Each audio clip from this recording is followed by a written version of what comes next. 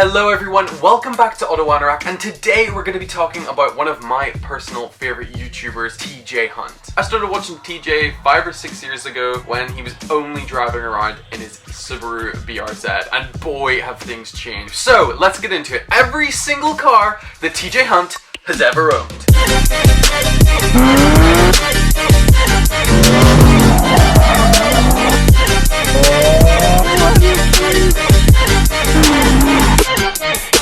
Okay, so if any of you have ever researched into this, you'll know that his first car was a BMW E90. This is the 3 Series saloon, and his one was a 328i. So like reasonably sporty, but obviously not like a 335i. Nothing too crazy, but what a cool first car. He wrapped this in matte blue, and it was kind of his introduction to the car scene. Following that, you all know what car this is. TJ bought his Subaru BRZ, or BRZ as you guys say. TJ Hunt's BRZ is as iconic as TJ himself. It has gone through just as dramatic a transformation. It was obviously originally white, and I can remember they took it on the track once and then had track handles on the side. Then a subscriber gave them a carbon fiber boot lid. I think TJ was also given these like front side fenders that kind of look like wide body ones, but they're not. They're just kind of cut out of the car. They looked pretty cool, and then I think they went to premium auto styling to get one of those really sparkly red wraps on the car. This is when premium were doing these just ridiculous levels of sparkle on the wraps. That was a pretty cool phase. He made like a skateboard of the car in that phase, and I always thought that looked really nice. And then of course they wide bodied the car, and he got roasted in the comment section for having a rep body kit. And now he has a Rocket Bunny V3 kit, and it's finished in Grigio Telesto. And this car did originally have a supercharger on it. That was the first power mod, but now it has a massive single turbo, I believe. The engine has had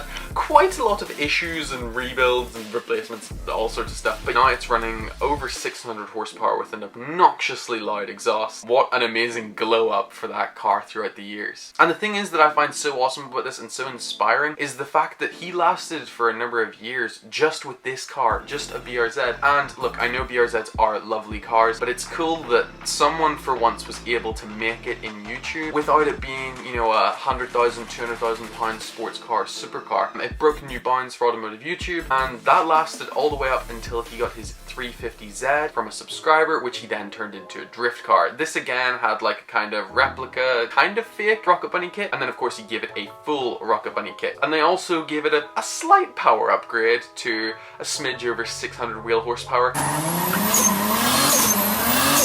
with a 2JZ GTE motor, as you do. This is full drift spec, hydro, all of that stuff, but unfortunately he did slam it into a wall, which was very unfortunate. And quite some time later, TJ Hunt treated himself to a Nissan GTR Black Edition. This was cool. He got this from a dealership that Spencer Burke used to work at. Spencer has his own channel, and it's just a cool little tidbit from that. This was a lovely car. Of course he bagged it, as you do. Not wide bodied and bagged though, like most of his cars though, which is a surprise, and it was wrapped in matte black and had these really cool gold bronze wheels. A really nice look on that thing, but he did eventually sell it. And then going on from that, he got the BMW X5M. This was officially his dadmobile. This was the first vehicle that they had that could actually pull trailers and stuff, which is pretty incredible, having a super SUV pulling your drift car. That's goals right there.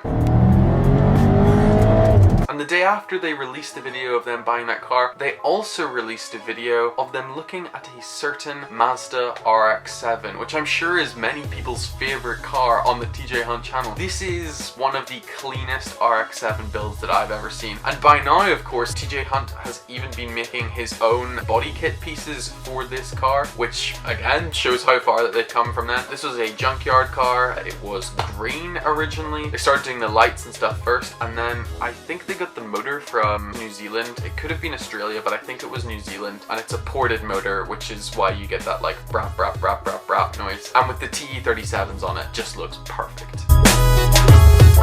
And then quite a while after that, we saw the Mark IV Toyota Supra. These were quite expensive in the States even back then, although it's probably worth a hell of a lot more now. This is beautiful. I love the little bits of carbon that this thing has on it, the meaty rear tires, and this car's pushing a bit over 700 horsepower with that built head that it's got. The turbo flutter noises on this are immaculate, and it's also got his dream seats in it with those like kind of JDM confetti patterns.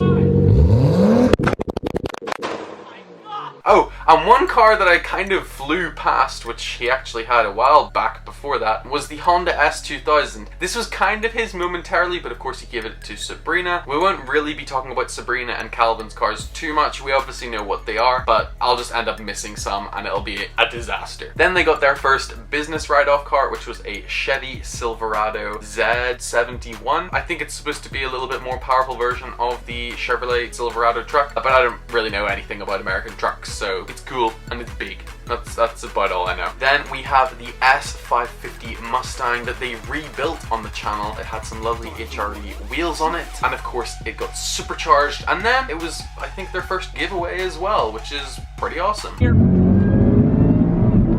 And following off the back of that, we had a bombshell that we never expected to see on the TJ Hunt channel. They arrived with a white Ferrari 458 Italia, a very broken, very destroyed one, but for followers of TJ Hunt at the time, it was a complete new world that had just been opened up upon us. I can remember Calvin working on Dr. M3's Lamborghini Aventador Anniversario a few years ago, and him kind of like bragging like, yeah, I've worked on a Lamborghini. Well, now he was actually working with TJ on TJ's own Ferrari, which is, again, it's nuts, it's crazy. And of course, this turned into, I'm sure, what is a lot of people's favorite build, the 458 GT3. This was such a clean build, and they had to cut off little bits of the chassis and stuff for this car to make the kit work, because obviously the kit is for a race car. It literally is a race car kit. It's not just designed to look like one. And they put this on some stunning HRE wheels, and it was in a beautiful British racing green color. I think TJ definitely kind of regrets selling that car, but he's kind of bought a spiritual successor to that we'll talk about later. You probably know what it is though. Then we had one of the internet hype train cars, the 2020 Toyota Supra. I'm sure people will be telling stories till the end of time about how expensive Toyota Supras were getting back then. Some dealers were marking them up to about $200,000, so the hype was just unparalleled for that car. And when TJ got one, of course the internet went nuts, just as they did when Stradman got one, and Adam LC, and basically every single YouTuber on the planet, and Shmi. I'm not forgetting you, Tim. Now, while Adam went away and made his one of the fastest Supras out there, TJ went out and, of course, wide-bodied and bagged it. But, most amazingly of all, it wasn't a Rocket Bunny kit, it was his own Street Hunter body kit, which again added a completely new chapter in the TJ Hunt story, and one of the most exciting ones. And right now, in that deep blue color that they've got it in, it has to be one of, if not the cleanest 2020 Supra out there. Of course, before the blue, they painted it in the same orange as the Mark IV Supra in Fast and Furious, with the little graphics on the side, which is very topical because I'm going to see Fast 9 today. Let me know if you guys are going to see that as well. And also, it was in black, of course, originally. They also tuned this car, put some bigger turbos on it, and I think it's producing around 700 horsepower. And then we have my most favorite car of all time. This basically replaced the 458, the Lamborghini Aventador. His was in a stunning shade of yellow, kind of harking back to this old yellow Lamborghini Murcielago model that he had as a kid. TJ put some carbon bits in this, and a gigantic double layer wing that didn't really work, and also some stunning HRE wheels that I did actually feel worked quite well with it. And then he wrapped it in purple, and then he was like, I'm selling this thing. Of course, another rebuild that TJ did was a rebuild on an Audi R8 V10. Again, he did this with Calvin, and this looked amazing as well once they were done with it, because it had the Vorsteiner wing, side skirts, splitters, diffuser. It adds a whole new girthy element to the R8. Thank goodness whenever they were doing the wheel and tire setup, they got the specs right, because it's very easy to destroy the diff in those cars. They called this the Lamborghini Hurricane half off, and they were very smug about that. And then, of course, the next supercar that TJ Hunt buys is a Lamborghini Hurricane. TJ sold the Lamborghini Aventador, but I think some of us could see his master plan, because he wanted to do a twin turbo build on the R8. And obviously what I'm guessing he decided was, well,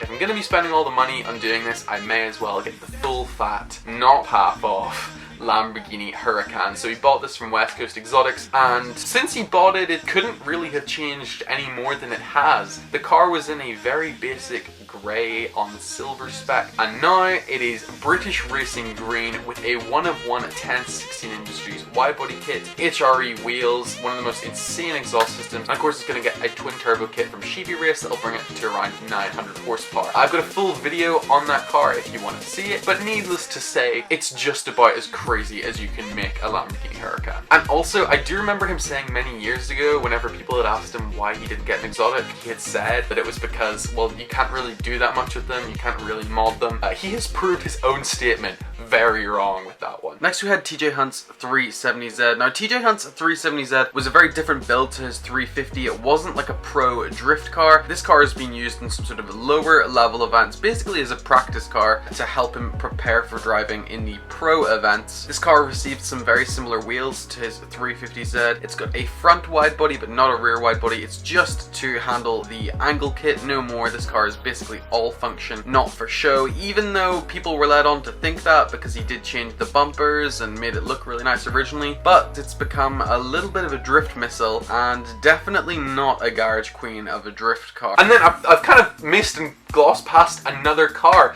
the C8 Corvette. Of course, this was another hype train car like the 2020 Supra, except this car lived up to pretty much everyone's hype of it, and whilst it was an amazing car stock, he decided to go to Sheepy Race and get a twin turbo kit. That didn't go too well. You can't really blame Sheepy Race because their bread and butter are the Lamborghinis, the Hondas and Evos, so the Corvettes weren't ever really in that world. But he has it in Texas now, and hopefully it's going to be able to put up some sort of a fight against Amelia's. In fact, no, it won't. Amelia's has surpassed every Corvette C8 in the world, so well done Amelia. But yeah, I'm excited to see that car finally in the channel. I'd love to see it with a Street Hunter wide body kit because it just makes sense, and right now it's in some lovely HRE wheels, and just like anyone, I am eagerly anticipating it to come back in the channel. Then we've got what I would call TJ's impulse phase that he's still kind of going through right now at the time of the filming of this video, and a lot of those impulses were off-road related. So of course he got his two-stroke motorbike, but we'll not really count that kind of thing because it's a bike, not a car. And then he got his Polaris XP, which is basically just a huge toy, and he has actually carved out a whole track for it in his backyard essentially, which is just the coolest thing ever. Pretty much every boy and man's dream. And then he has an insanely expensive Mercedes 4x4 squared in that kind of high-vis vest paint job or tennis ball color, whatever you want to call it. It's not hiding from anyone, and he has been using this properly. He took it for some light off-roading, and he did take it camping with this huge tent that they have on top of it. He had that other white Chevy Silverado 2500 HD, but yeah, again, I can't talk about that. I know nothing about them at all. And then one of the biggest curveballs in the TJ Hunt story, the 1965 Mustang that they bought that looked kind of like a GT350. Everyone was kind of taken aback when he bought this, but the plans became apparent whenever you did a little bit of digging, because he bought it just after he'd been talking with Han from Fast and Furious for a little bit, which is an amazing video, by the way. You've got to watch it if you haven't. And not long after buying this thing, they put a huge shot of nitrous in it and tried to blow up the engine.